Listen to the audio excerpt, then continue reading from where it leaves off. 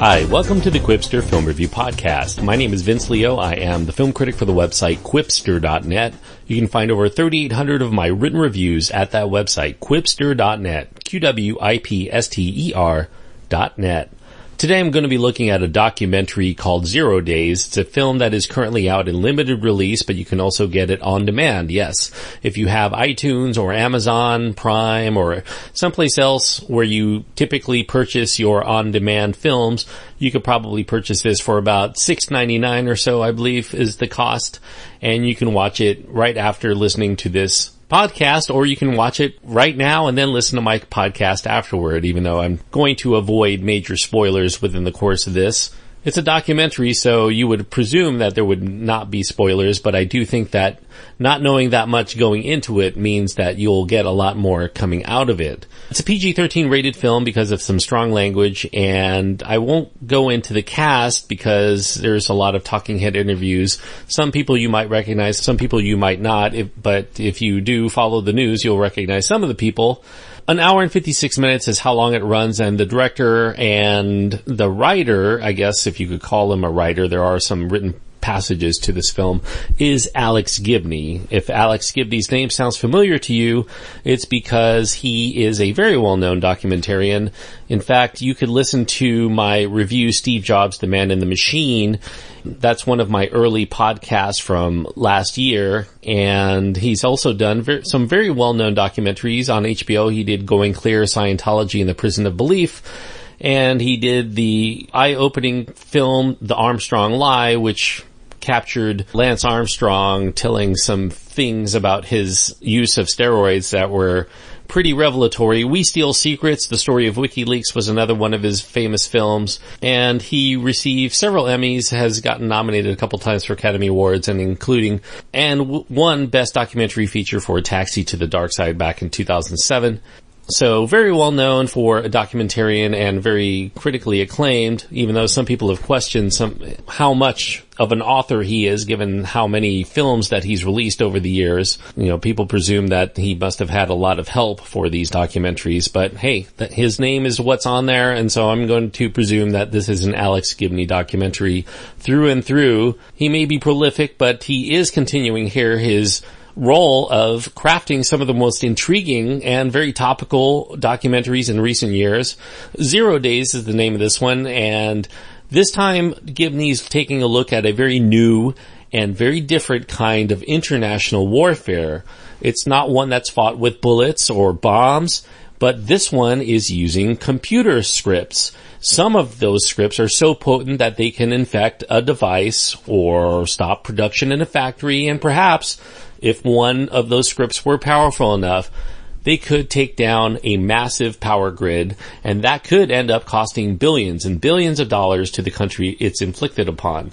One of the case scenarios in this is what would happen if the eastern seaboard of the United States were to lose all power? How much would that affect the world economy at large if it were down for as little as 24 hours? I mean, think about the stock market and pretty much all of those corporations that are in New England and New York and across the eastern seaboard. It would be massively catastrophic to the world economy. 0 Days concentrates on one of those powerful scripts. This one's a massively sophisticated cyber weapon that was later dubbed the Stuxnet virus. Stuxnet was a virus that had been created to wreak havoc on specifically nuclear systems in Iran, factories that were in charge of producing nuclear power. This was a program that was so clever and deliberate that security experts concluded that it could only have come from something as large as a nation state instead of an individual or a group of individuals.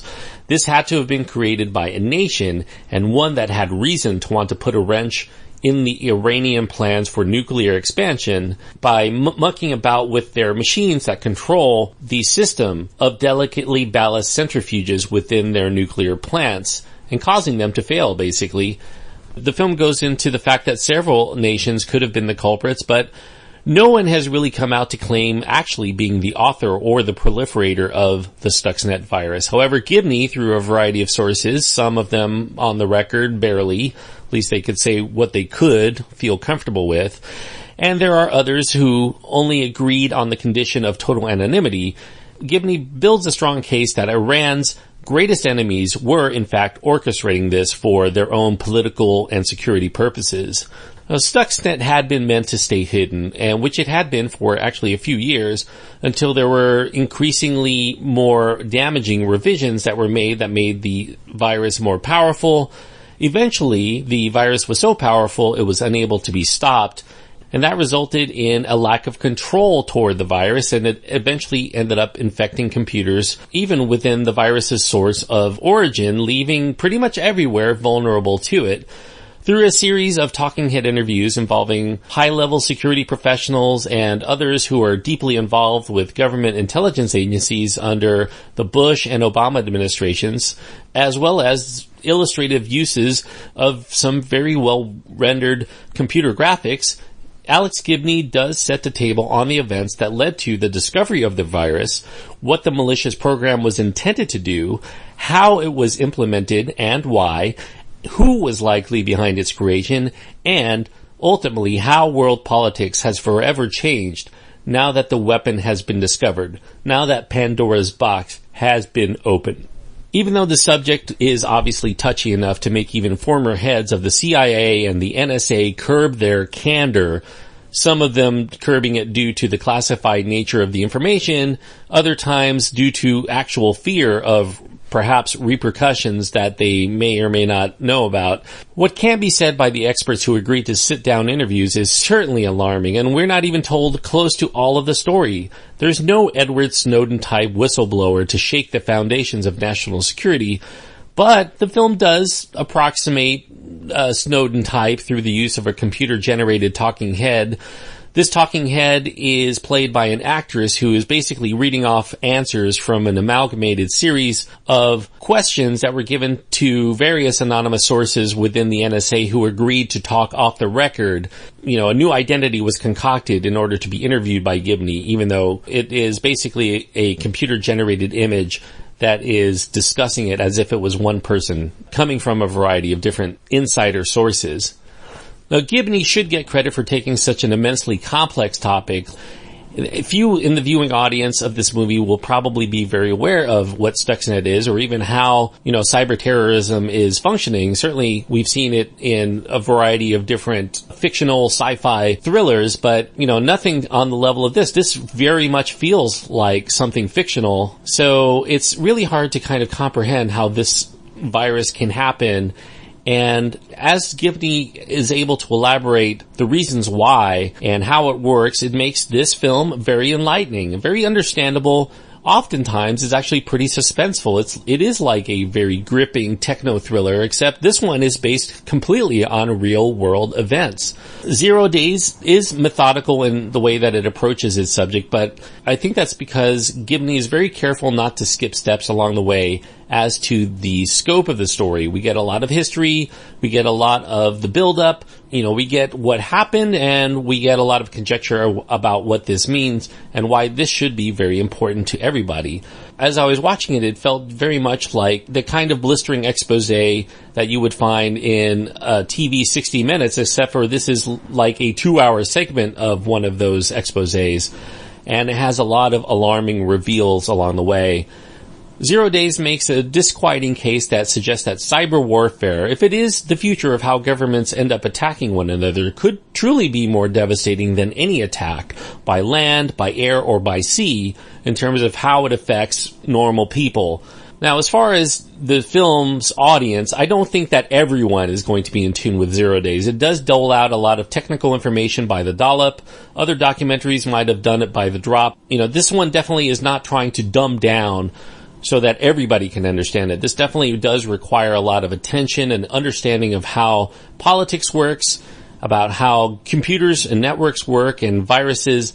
Those who don't really know anything at all about computers or computer networks or even viruses will probably be lost from the vast amount of information that the film contains about the subjects. Although I have to say, with good certainty, I don't think that this caveat is going to apply to anyone who's actually listening to this, because you've successfully been able to navigate the internet and figure out how to download a podcast on your phone, so you obviously are aware somewhat of technology and have to be a little bit more savvy than your average person who may have never touched a smartphone in their lives. If you have a strong interest in technology or political science, I think that that's what's really required to appreciate the full magnitude of the importance of this topic. Though I will say that the disruptive effects of cyber warfare does affect every single man, woman, and child on the planet in terms of the potential devastating effects of its use and abuse. This is an eerily grim but intensely haunting documentary. It's a must-see for anyone that cares at all what's going on in this increasingly vulnerable world of today, and who is interested in the escalation onward into the ever so bleak geopolitical earth of tomorrow. I'm giving 0 Days 4 stars. This is my first 4-star film of 2016. I think this is an absolute riveting documentary. I think it's really important. Perhaps I'm a little bit biased being somebody who works in the IT industry. This definitely does hit home a little bit more to me than it would be, say, your average film goer who has no real interest in technology. But for me, I think this is a knockout. I think it's a great film. I think it's an important movie, certainly more important than a lot of movies that you'll see in a theater, and you don't even have to go to the theater. You can watch it right now in your own home. 0 Days is the name of the film. 4 stars is what I'm giving Alex Gibney's latest. Thanks everyone for listening. I hope that you enjoyed this review. If you did, I do encourage you to click the subscribe button, and I'll continue to deliver all of my reviews downloaded into your podcast player. Yes, just a podcast. I'm not downloading any kind of virus in there. Also, if you want to support the show, the best way you can do that, there's 2 different ways. One is to go to patreon.com/Quipster and making a donation and becoming a patron of the show. And if you don't want to spend money, you can just leave a review on iTunes and let other people know what you think of the show. That definitely helps me out a great deal. If you want to write to me, you can go to my website. It's quipster.net. You can also find links to my Twitter feed and my Facebook page. Please go to quipster.net, QWIPSTER.net.